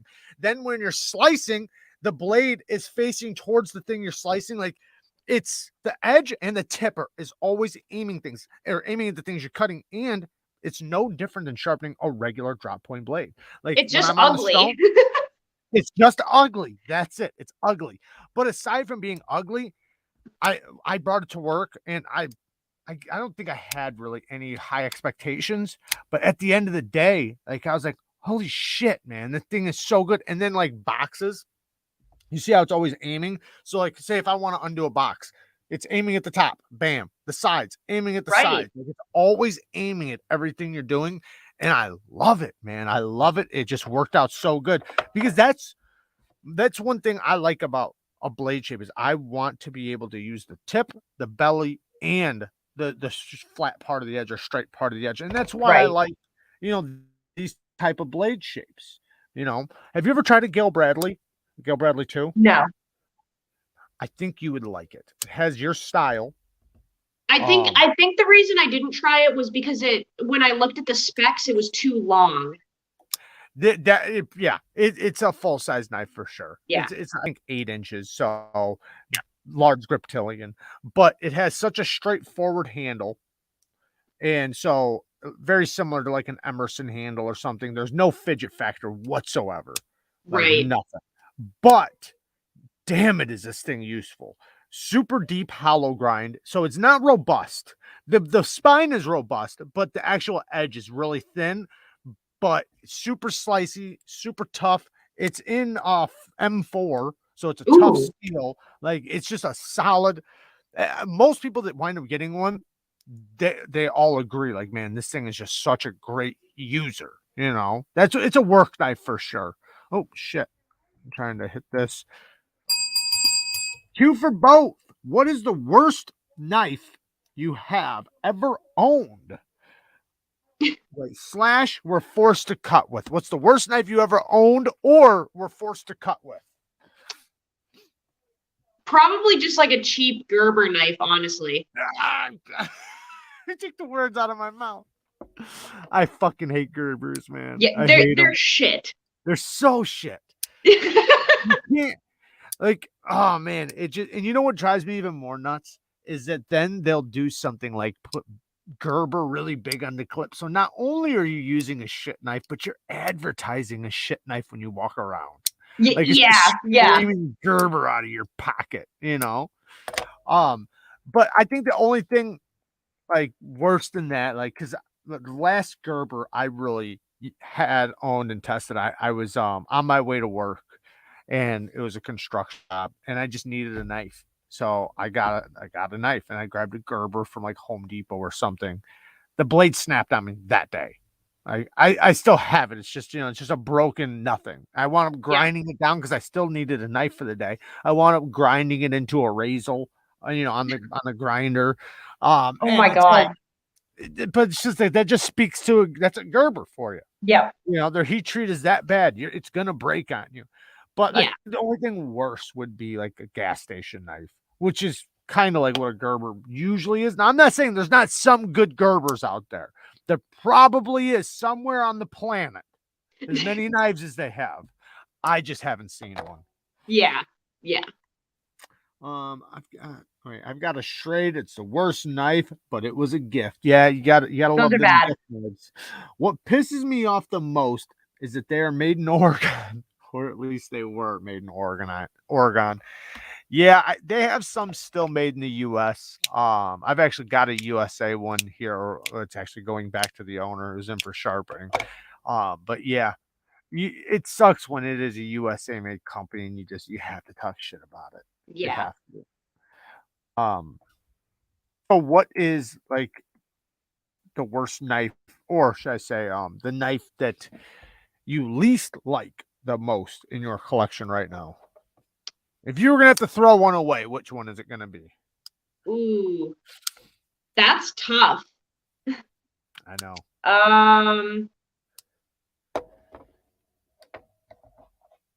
None of them. None of them are shit. You only buy good shit. Okay, let me ask you this then. If it has nothing to do with being shitty, right? Nothing to do with being shitty. What is the most disposable knife that you have? The knife that like you don't care, you'll beat the shit out of it and you'll replace if you have to because it's replaceable. It's just, it's exposable. See, that's so tough because I would Use them beat all, them. right? Yeah. Like Yeah. I the moment that I don't have interest in a knife anymore, I sell it. That's why I'm always selling knives on my page because like the moment I'm not connected with that knife anymore, it's a goner. Like Okay. the only knives that get to stay in the collection are ones that like I literally look forward to using and beating the shit out of because that's what makes Yeah. me happy is using them. Yeah. I have an old buck that's it's a nothing knife Yeah. that I would pry a rock off of a rock with it. Like it's like that. Like I don't care about it at all. Yeah. So I have some of those, but I know what you mean. How many knives do you have in your collection total? Do you know? I haven't counted, but I would guess I think I have like maybe 15 folders right now and probably like 20, maybe 23 fixed blades. Nice. Do you have a favorite fixed blade? Uh yeah, I definitely do. The little mini BGM spade that I have is like my favorite for sure. I heard you say that before. That spade type blade, that's a badass blade shape, man. Yeah, A wicked. fixed blade, I like that. Yeah. Yeah, I've tested a bunch of his stuff out, man. BGM, man, he's got some really cool stuff. Yes. So with the pair of three that you have, because are you still testing it now? Or are you done No, testing? right now I'm just testing the po' boy conversion. Okay. So I don't know if I heard your conclusion with the Para 3, but I know you don't like Spydercos. But what was your ultimate conclusion with it? Would you buy another Spyderco because you love it so much, or you're gonna Yes, stay away I from it? bought another one. I bought a new pair of three. I bought this one to test. So now this will be the next one. What steel is that one? 45. Oh, okay. All right. Yeah. Nice. Nice. So basically I bought the S35 VN1. I tested that for a whole month. I actually really liked it. Um it it was phenomenal. Like it was one of the best knives I've ever used. And I really liked comparing the Spyderco S35 to the Chris Reeve.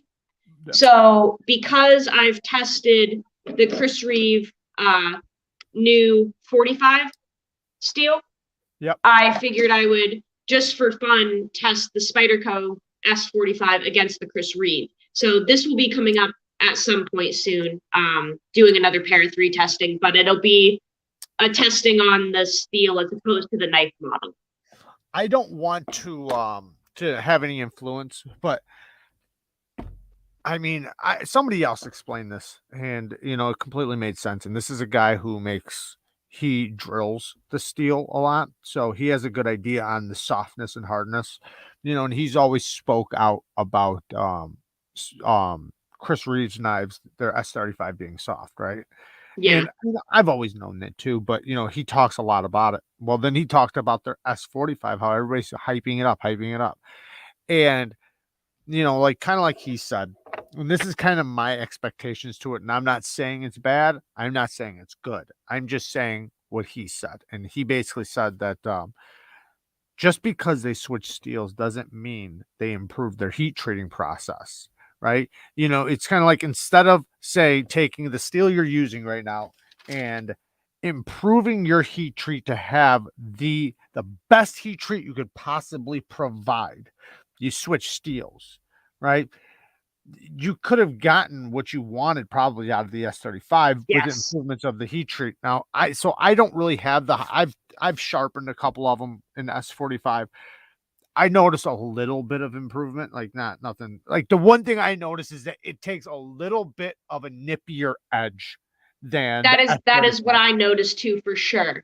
Yeah. So you'll definitely get more bite out of your edge, which I do like. So that's already an improvement to me. But when talking about heat treatment and things like that, I would expect, and I have no idea, but I would expect Spyderco's to possibly be a little bit better. Oh, for sure. Yeah. I don't know what your results are right now, but that's what I would think. And that's in the past 2 years, because to me, Spyderco's heat treat used to not be as good as it's been in the past years. The past 2 years, Spyderco has stepped up their heat treat, in my opinion. I think they've Yes. done a really good job with their heat treat, at least in the Yes. past 2 years. So, have you ever tried the Mannix? I have. I actually owned one last year, You and I like it? immediately sold it because it was too big. Oh yeah, because you're the Para 3 smaller, so yeah, I get it. What's your size range is what, 7 inches and under or something? Yeah, like probably 7 1/4 at most. Like the longest I'll go for a knife is like the mini Crooked River. Like this is the longest knife that I can comfortably use. Um, and this is the same size as the 940. Yeah. So that's about as long as I can go. 7 1/4 around that range, but anything longer than that is just too big for me. I have like little tiny hands. So what's your favorite USA company? Emerson, Emerson, hands down. What hands do you down. do you have anything that competes? No, No, not at no, all. So if you had to have a runner up, like second place, what is it? probably Benchmade. Okay. What is it about Emerson that makes it the best to you? Um, well, first of all, I really like just their company as a whole. I've worked with them pretty closely. Their morals, in my opinion, are good. Their Uh-huh. warranty is fantastic. They're very straightforward. All of their parts are made in the US, which I really like because, you know, you have companies like Benchmade who assemble everything in the US. They do all their blades and heat treats in the US, but that doesn't mean that their screws and stuff and their pocket clips are made in the US. They're usually not. They're shipped Right. here from China. It's assembled here. It's sold as a USA made knife. Yep. Right. So when you buy an Emerson, even those tiny little screws, every single piece of this is actually made here in the US, which I really like. But their knives are just, for me, they're rugged, they're reliable, and I know that that company will take care of me if something happens to the knife. The one thing that I really like about Emerson, and I've said this in my other, you know, in Emerson videos I've done, which I haven't done a lot, to be honest, but I've got a few. Anyways, and I've always said this because, you know, from growing up doing construction and everything, I love that it's not being anything else but a tool. Yes. It looks like a tool, it acts like a tool, it's rough around the edges like a tool. And it's something you're not scared to use. You're not scared to scuff up, scratch, drop, or anything. Yeah, it might be like when people bitch about like fit and finish issues, nobody on a job site gives a fuck. Like that's not the thing you're worried about. Like you're worried about its performance, its lock strength, things like that, and all that it has, right? And so yeah, I completely get it, and I understand the hype around Emerson because I love that whole tool aspect of the knife. And you know, the one thing, and I never realized this until, you know, it was an Emerson that kind of pulled me around to it, because before, and I don't know how you feel about the chisel grinds. Do you like I chisel like them, grinds? Yeah, I do too. And before I got to try one from an Emerson, I didn't. Only aesthetically, you know, just something about seeing one side being one way and the other side being the other way. I was like, ah, fuck that. Yeah. But then I tried one and I sharpened it, and they cut so good. Yes, they do. Cut like a laser. And Yeah. even though they're thick and robust, like they'll be thick and robust, but yet they'll cut so good. And that's what I loved about them. And that edge they take, you know, with the right steel and heat treat, damn it, they get sharp, man. So sharp. Do you have any chisel ground ones? How many Emersons do you have?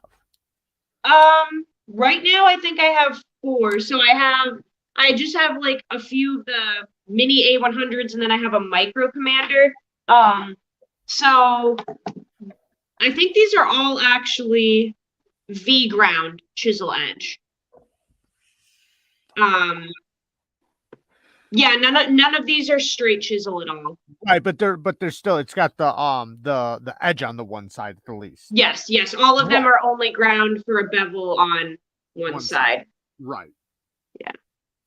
Yeah, that's still awesome though, because that takes away the thickness behind the edge still. Yeah. So it makes it to where the edge, the initial bite of the edge is better, I guess. The geometry is going to be a little bit better because you don't have the other side of the edge adding thickness. No, that's awesome.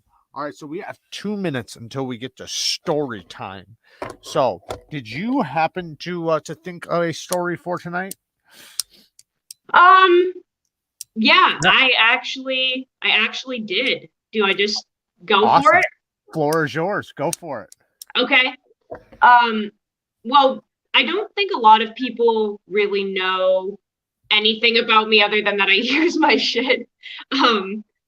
I never really talk about anything personal just because I don't feel like it's the platform to. But now that people are interested, I had like if you had seen me 10 years ago, you would not have recognized me at all. I was like so deep into a really bad drug addiction, really bad morals, like really bad life. Just honestly a terrible person. Like, I'll be honest, I was just like a terrible person.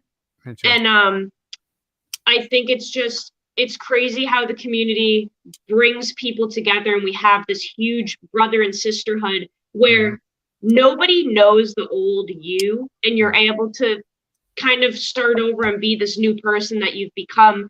And it's crazy to look back 10 years ago when I was, you know, like overdosing on Oxycontin Right. and had no contact with my family. And now people are trusting me with like my opinions of knives and sending me gear for free. And it's like, I'm literally living a different life. And I guess it's very humbling to know what I've come from and where I am now, Yeah. which you mentioned briefly before that you had some troubles too. So I'm sure you feel the same way, like so You could say blessed. that, yeah.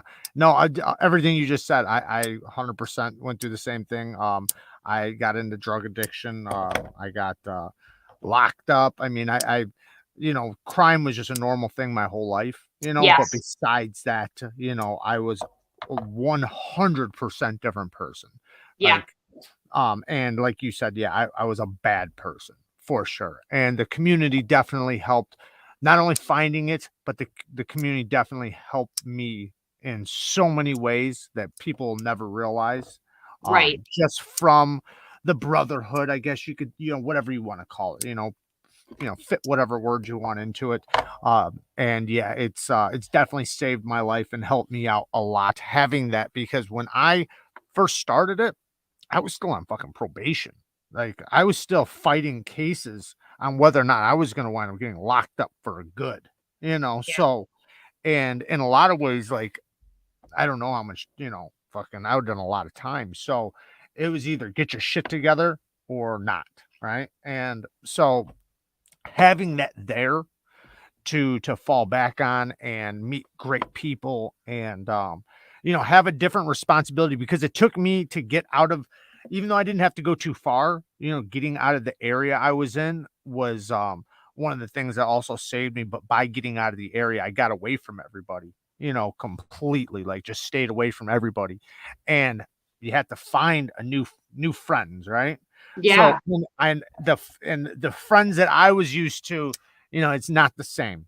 It's not the same. And that's what I was looking for, though. I wasn't looking for the same. I needed something different. Like, it was not, and that's what this was. And this definitely saved me in so many ways. I think we have a lot in common, Yeah. for sure.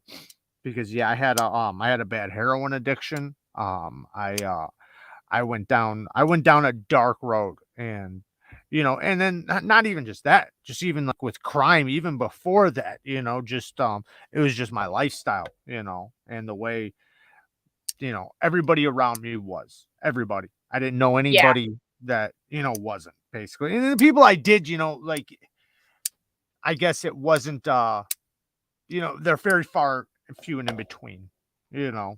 So, like, I've had tons of great people in my life growing up, but by some way, shape, or form, they were always connected in some way Yeah. to, to the other side.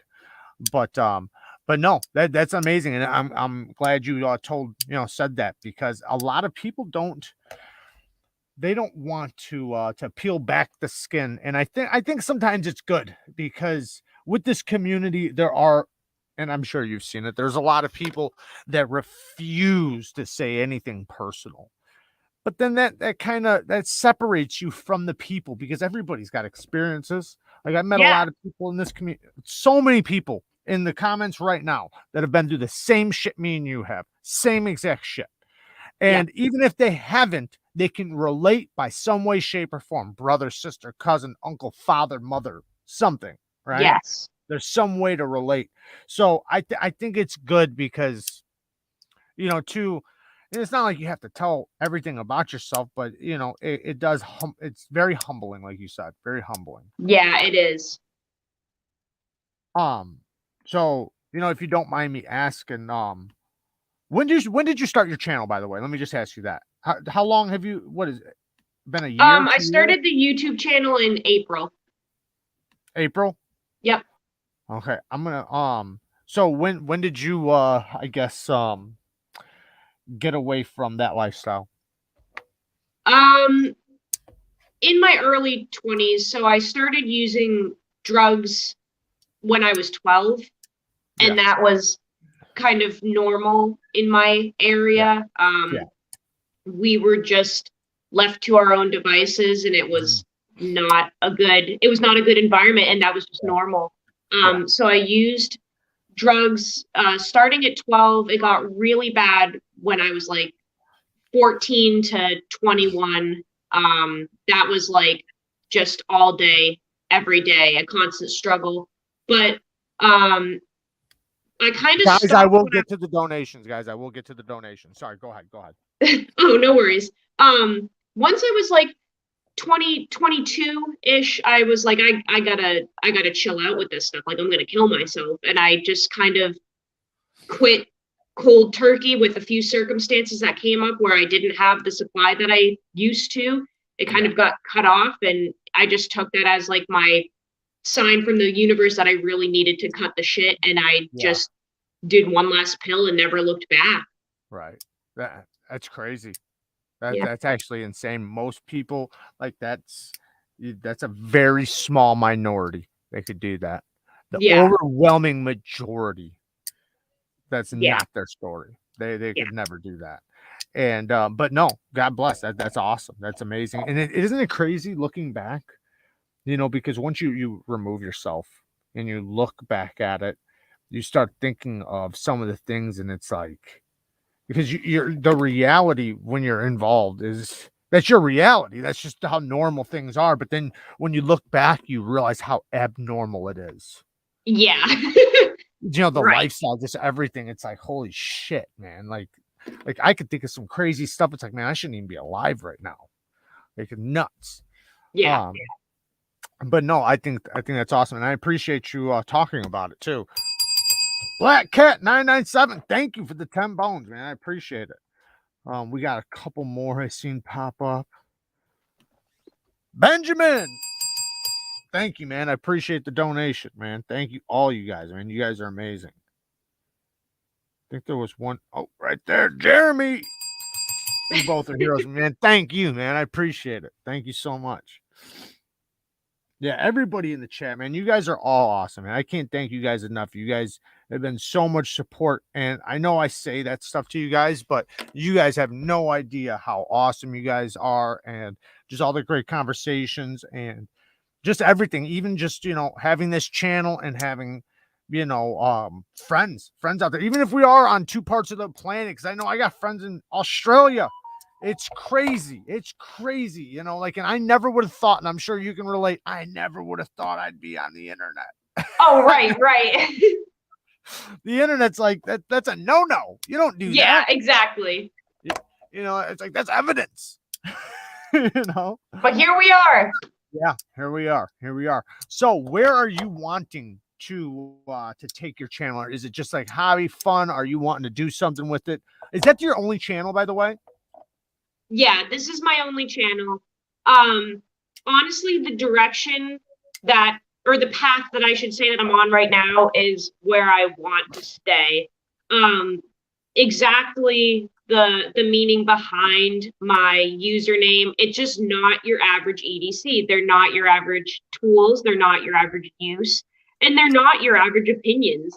And it's never going to be. Like, my page is meant to spark unique thoughts, controversy, respectful conversation, with a little bit of sass, because I love it. It just comes with the whole package. But that's the whole point of the page. It's just to actually use tools, actually know what they're capable of, and not fall into the fidget factor unboxing category. Like, I never want to be in that category. No offense to anyone that does that. No, it just there's enough people doing it. At all. That's all my channel is unboxings. I have no disrespect at all. No, I'm just joking.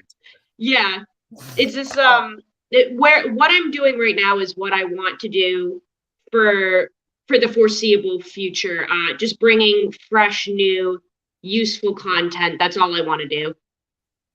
I love it. I love your channel. I think when I watch your videos, I love some of the topics you get into, about whether it's about the geometry or how the cutting positions or the whatever it is, right? Because I geek out on that shit. I really do. I love Thank it. you. And some of the you can call them controversial. I don't really think they're controversial, but just the conversation around, EDCs and tools and things like that. Like, since I nerd out on it so much, I love it. And I find your channel fascinating, and I love hearing the perspective of somebody else, that sometimes you agree on things, sometimes you don't, but it's always nice hearing somebody else's perspective on the same tool or different tool or blade shape, whatever, because it doesn't even have to be the same exact knife. You can be talking about just a blade shape, and how much it relates between the two, and the duties you do with it or whatever. So no, I find your channel very fascinating. I think it's awesome. I love the controversial shit you bring up. Um, and because like, with my channel, like say with some of the things, some of the videos I do, like some of the topics that I want to talk about, I do, right? And I talk about, but they might not be like the high viewed videos, right? But I still talk about them, I still get into them. But then I also try to give the community what they want. So there's a massive the community that wants to see unboxings or fidget knives or whatever, so I give it to them because that's what they want. And I love it too, because I love every corner of it. I love it all. Like, Yep. I love it all. But I still, though, since I love it all, I love nerding out on the heat treat stuff. I love nerding out on everything, every part of it. So I think it's awesome having different channels from all different fields and things like that. And like sharpening, I love talking about sharpening. Like, I can sit and Yeah. talk about sharpening for fucking days. Like, people will Yep. start leaving and I'll still be talking about sharpening. Yes. Like, I'll literally tell everybody goodbye, and people leave like a comment right at the end about sharpening, and then I'll get sucked in for another 30 minutes. Yep. Like, my battery's dying on the thing, and I gotta leave. And It's so interesting though. it is for sure. What is like, with, I guess, that, what is your favorite topic to talk about with it? Like, if we were to break it down to, sharpening, heat treat, geometry, materials, build quality companies, what's your favorite corner to talk about? Probably design, I think. Okay. Knife I like that. design. Just because I I've always kind of been on the hunt for like the perfect EDC work knife, which I've stated 1,000 times is the Emerson Mini A100. But definitely design is my biggest curiosity and something that I just love to talk about and could talk about for days at Yeah. like explaining as to why like this knife is perfect for work, and that's what makes me happiest is Yeah, talking about that, and like geometry ties into that too, but definitely just for sure. like blade shape, design, and that's one thing that I want to do, and one thing that I'm in the process of is making a knife design. So it's also just like a huge passion because it's something that I'm doing in real life as well. That's it. I was literally just about to ask you, have you thought about doing a knife design of your own? I have one drawn up. There's a pretty big plan Mhm. actually for it, which I'm not going to spoil yet, but I think it's going to throw everyone for a loop when they see who I'm going to be working with. But we have some legit plans set in stone. Everything's moving forward and it's looking pretty promising, but it's going to blow everyone's minds when I release what's happening. That's awesome. That's awesome. Good for you. I know I got just something on paper right now, but it's definitely something I'm gonna put into works too myself. And it falls in line because I would love to do multiple different designs. Right? I would Yeah. love to design because, like with knives, they're always in my mind, um, specifically designed for something, right? Something like specific. Like, obviously all knives are cutting tools, but there's different kinds of knives, right? If you design a chef knife, that's not an EDC knife, right? Right. Two different jobs. So I like the thought of designing, like say a hard use knife, right? And then designing a slicer knife, something that's more oriented for EDC, the other one's more oriented for work. Um, but definitely still the thought process behind it is still use. Yeah. How functionally good is it? Like, I always think about, like, when I look at a knife design now, especially being part of the community and having the channel and having so many knives come through my hands, I look at things completely different. Like the way I looked at a knife 5 years ago is way different than now. Like, especially Right. becoming a sharpener and everything. Like choils and plunge grinds, that is a huge thing for me. Like, I would want my plunge grind and choil to be a specific kind of way, or lock bar access. How Yeah. easy is it to unlock that damn knife? I can't stand fighting with a damn lock bar to unlock it. Right. Like, I do not want to have to put whatever down to close my knife, you Yeah. know. Um Things like that. And then I know you don't geek out on the action thing, but a good detent important to me. Geometry, how the difference between the taper from the spine to the edge, how fast or slow it goes depending on what kind of knife it is.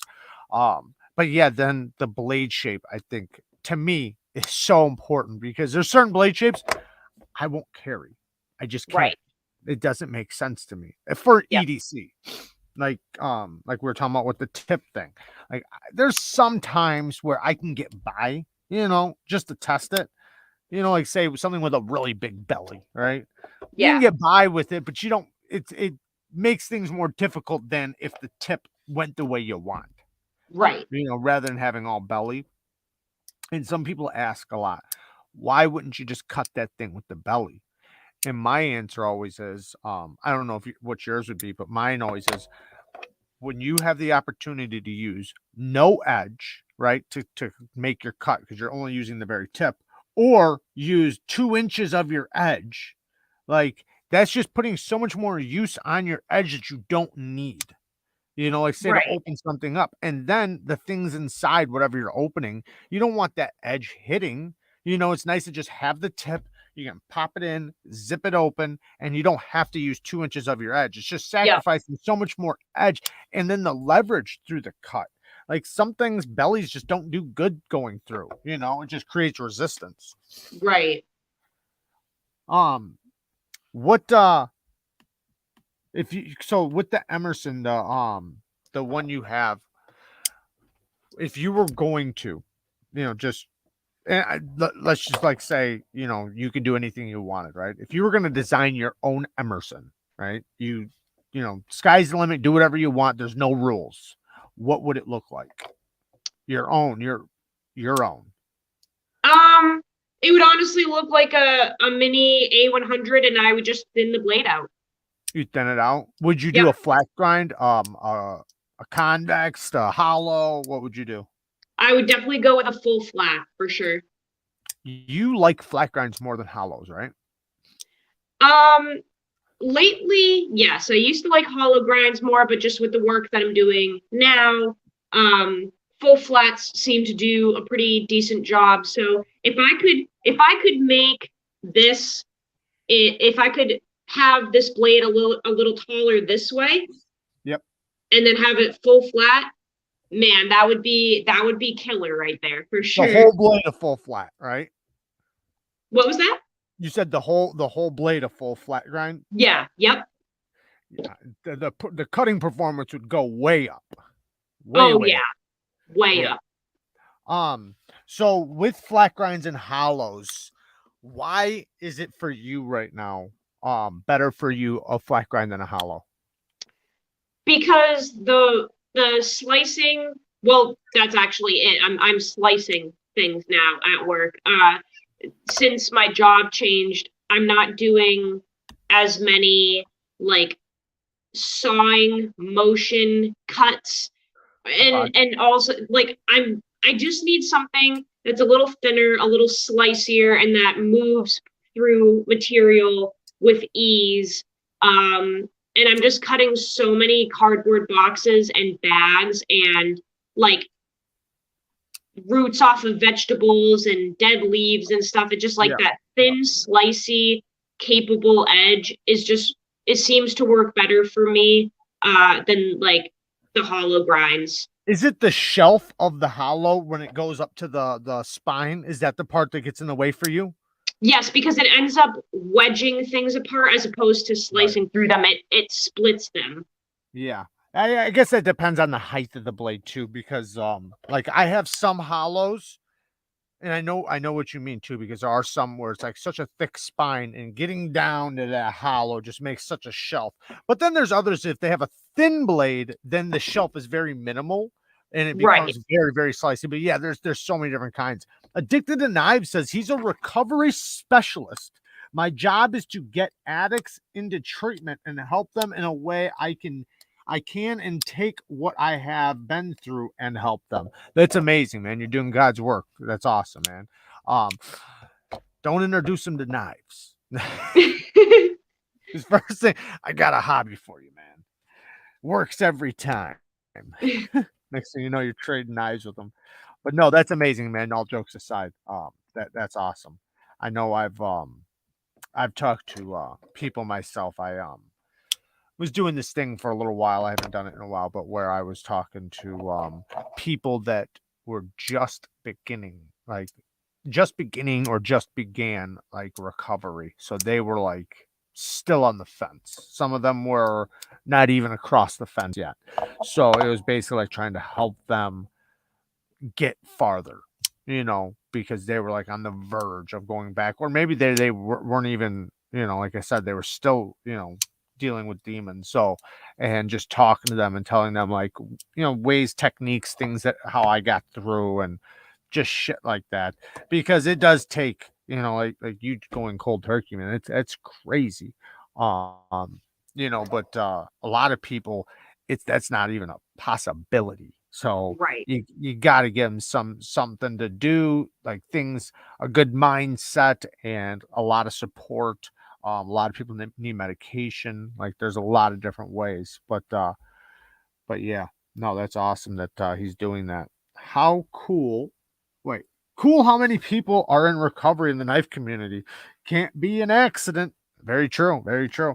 I didn't expect it either. You know, I remember the first time when I talked about, you know, with me, I couldn't believe how many people in the chat came out saying that, you know, they had a very similar story. It's like, damn, you know, but it makes sense, man. We're all human. We're all human, and you know, it's life, man. Life, Yeah. you know, it's trying to take you out always. I've typed overcome. My phone says iceberg. What? um, so it's almost 9:30. We got about 8 more minutes. Um, is there anything that you want to specifically talk about that maybe you're doing with the channel, plans on for the channel, or anything like that?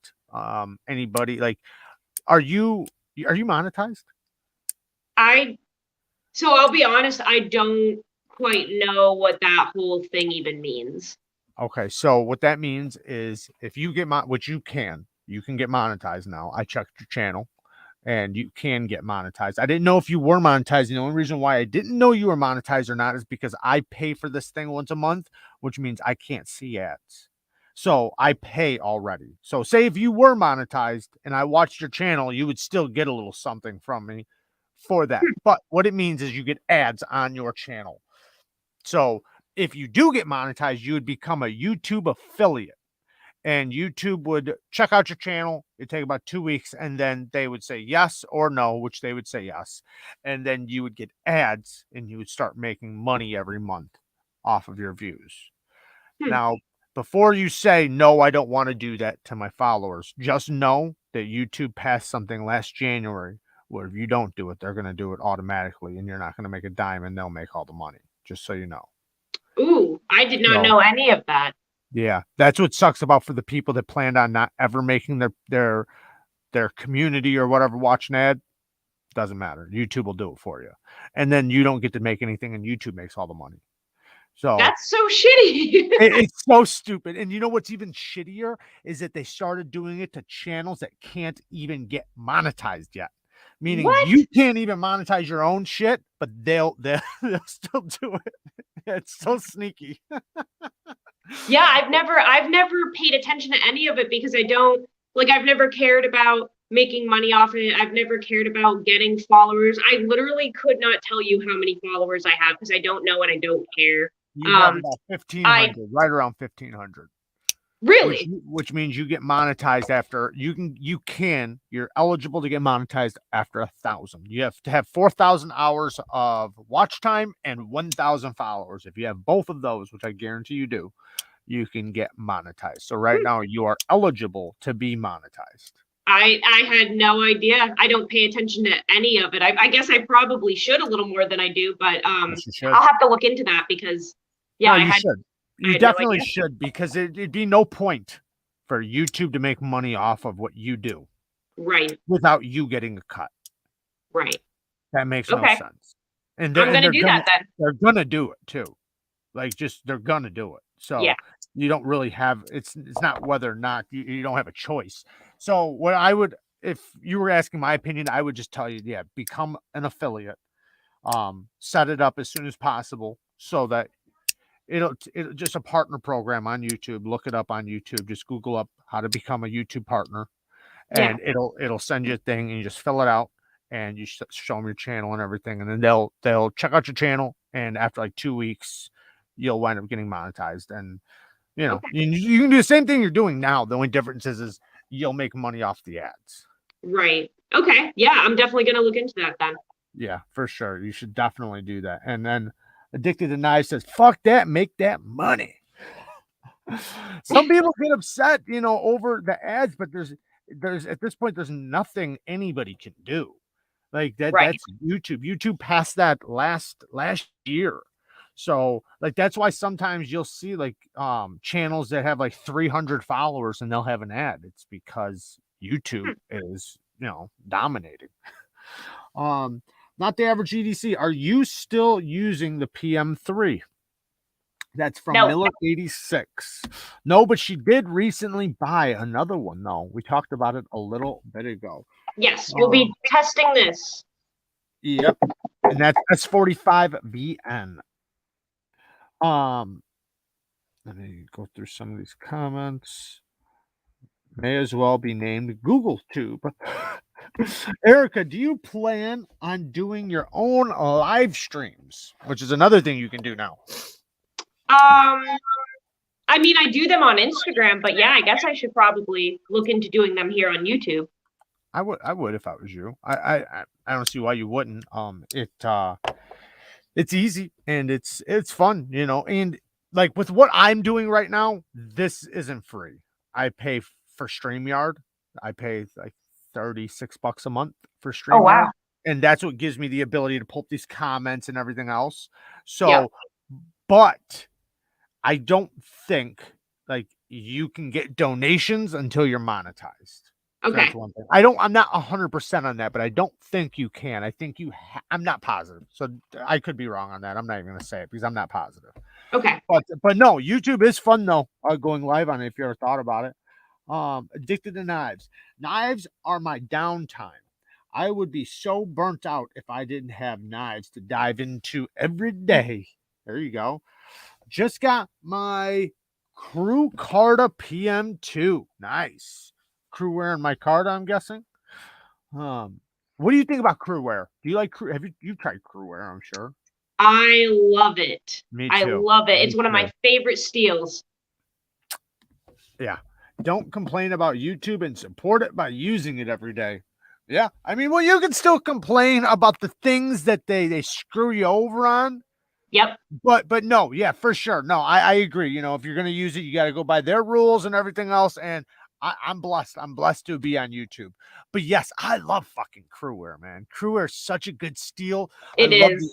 I love how the edge it takes. Yep. It takes such a good edge. And I realized before, there's differences in steels and heat treat. I knew about all that. But until you try so many different steels, you don't realize like how there's certain steels that are just like for you. And Yes. like it just works out exactly what you want in a steel. And that's the way crewwear is for me. Like, yes. It's like my type of steel. Yep. What's your Same favorite? here. Do you have a favorite budget steel? I mean, in my opinion, S30 is a budget steel. Nowadays, it is it? with everything that has come out. I guess. S30. S30. Okay, I would say Sandvik 14C28N. I guess S30 and S35 is like creeping down into the budget range, Yeah. but I think of like 154 CM, N690, OS 10, things like that for budget steals. So I appreciate you coming on, Erica. Thank you for joining me. And I know what do you post? Like once a week? Sorry, what was that? How often do you post on your channel? Like once a week? Yeah, I try to aim for once a week. Once a week. Guys, go and follow her channel. There's 142 people in here. When I go over her channel, there should be at least 150 more subs. Thank you. Go and sub to her channel, and I know a lot more people will go and watch this later. These usually get about 1,000 views in like 48 hours or something. Oh, wow. 1,500 views. So hopefully we get you some more traffic over there. I know they would love to see your channel. Anybody who doesn't know about your channel, I guarantee you'll like it. Go over there and watch her stuff. Eric, I appreciate you coming on. And everybody who's in the chat, go over to Mike Emler's. He's got a giveaway going on. Everyday EDC. Thank you, man. What's up? Wait, what it do, fool? Going over to sub now. Thank you, Everyday EDC. Thank you. Thank you. And all right, guys. I love you guys. Thank you guys for hanging out. Peace out. Thank you. Thanks for having me. See you later.